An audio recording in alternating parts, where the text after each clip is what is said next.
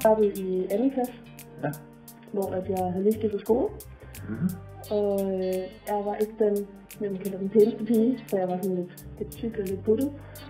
Og det kørte de rigtig meget på, at jeg var den der blev holdt udenfor, og fordi at jeg nok ikke var lige så pæn som de andre, og der var ikke noget til at være sammen med mig, fordi at jeg var den der, som var offeret i det der.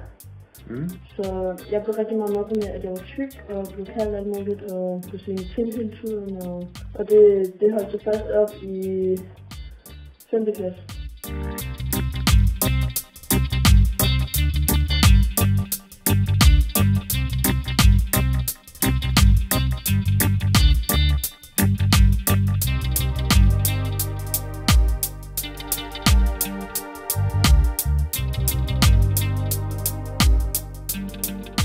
Jeg var mere moden end de andre, ikke? Ja. Fordi jeg var vokset meget hurtigt, og jeg var rigtig høj. Jeg var rigtig høj i forhold til de andre. Ja.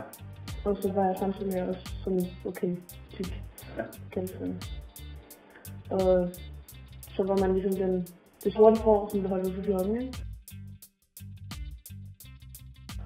Det værste, jeg har oplevet, det er, at jeg blev truet med at kaste i sådan det var sådan en slags sø, en bundløs sø, som vi havde på vores skole. Ja. Og det gjorde jeg, fordi at der var rigtig mange, som mobbede mig og kaldte mig rigtig mange grimme ting, og til sidst, der svarede jeg igen. Og det fortrød jeg virkelig meget, jeg gjorde, fordi at så fik jeg den der trussel med, at så hvis jeg nogensinde gjorde det igen, og hvis jeg ikke holdt mig væk fra dem, og alt muligt, så blev jeg kastet i den her sø. Det var virkelig, virkelig ubehageligt, når man tænker på, at det var i 3. klasse. Nej, det gjorde jeg ikke. Men jeg fik herre meget buksevand. Så den samme dag efter for buksevand, så gik jeg hjem. Fordi jeg var rigtig ked af det. Jeg græd hele tiden, og jeg ville ikke have det mere. Og min mor og min far, de vidste slet ikke noget om det. Nej. Det har jeg aldrig gjort. Hvorfor fortalte du ikke din mor og far? Fordi de ville ikke forstå det. Jeg har aldrig kunnet kommunikere med mine forældre på den måde. Okay. Jeg har aldrig kunnet fortælle dem ting, som jeg følte og sådan noget, fordi hver gang, at jeg sagde, at jeg måske ville væk herfra, altså ikke som en dø, men jeg ville ud til mine venner for at komme lidt væk fra min familie, så var det sådan, ej pjat, du kan gå ind på dit værelse, og du kan blive der lidt, så du ikke vil være sammen med jer. Det, der har gjort mig allermest ked af det, er, at andre ikke har kunnet acceptere mig og respektere mig, som lige er. Ja. At jeg, hvis jeg skulle have nogle venner, så skulle jeg ændre mig for at have nogle venner.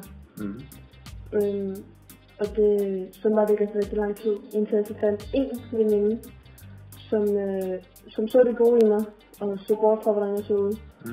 Men det var også den eneste. Og efter jeg så havde fundet hende, så begyndte jeg så at starte med flere. Men inden jeg mødte hende, så havde jeg overhovedet ikke nogen venner. Jeg havde ikke nogen, jeg kunne gå til, og jeg faldt selv alene, så jeg havde ikke nogen at arbejde sammen med.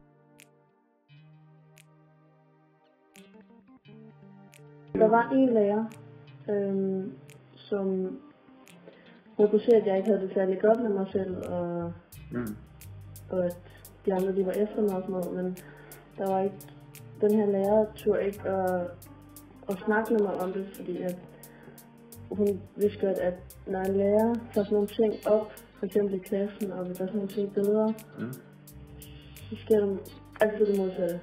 At så bliver tingene bare værre, fordi at så ved de andre elever, at så har man snakket med en lærer.